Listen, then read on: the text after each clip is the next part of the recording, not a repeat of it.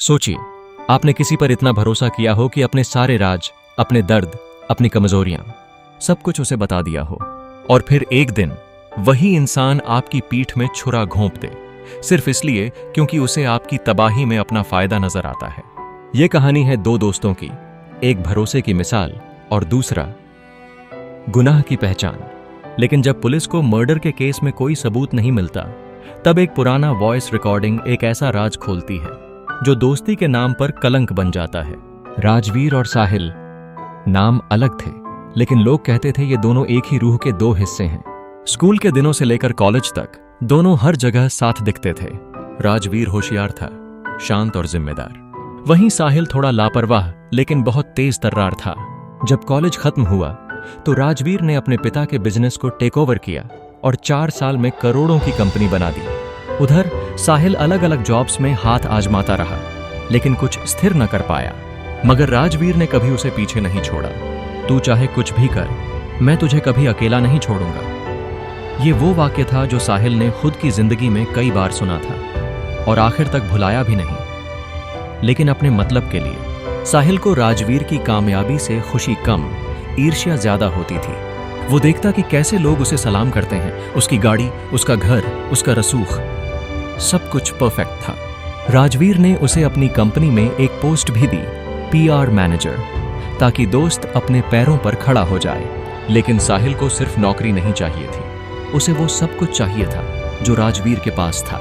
और ये चाहत धीरे धीरे नफरत में बदलने लगी। एक शाम दोनों ने ऑफिस के बाद ड्रिंक्स लिए। बातचीत में साहिल ने यूं ही कहा, कभी कभी लगता है मैं तेरा सारा राज दुनिया को बता दूं। साल सस्तनी तरे ने राजवीर हंसा।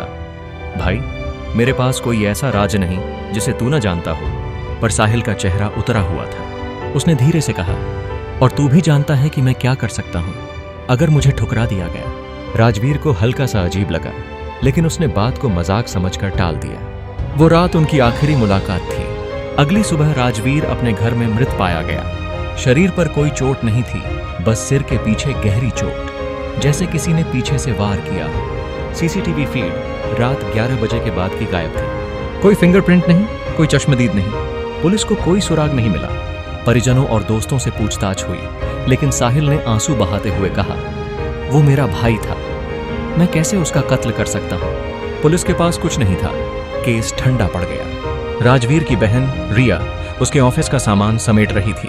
उसे ड्रॉर में एक पुराना वॉइस रिकॉर्डर मिला। जैसे ही उसने उसे चलाया, एक झटका लगा। साहिल, तू मेरे साथ कुछ अजीब बर्ताव कर रहा है। मैं जानता हूं तू मुझसे जलता है, लेकिन दोस्ती में जलन कैसी? अगर मुझे कुछ हुआ तो लोग तुझसे जरूर सवाल करेंगे। मैं ये रिकॉर्डिंग रख रहा हूं ताकि सच कभी न दबे। रिया के रोंगटे खड़े हो गए। उसने रिकॉर्डिंग पुलिस को दी। पुलिस ने अब साहिल को फिर से बुलाया।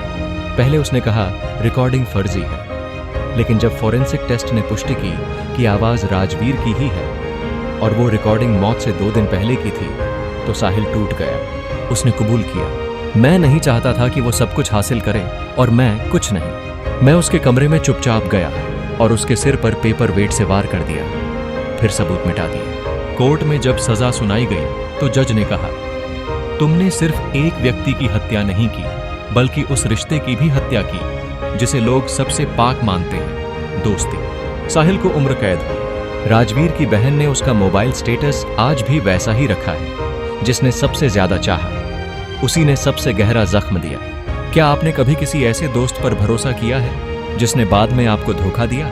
नीचे कमेंट में अपनी राय जरूर बताएं।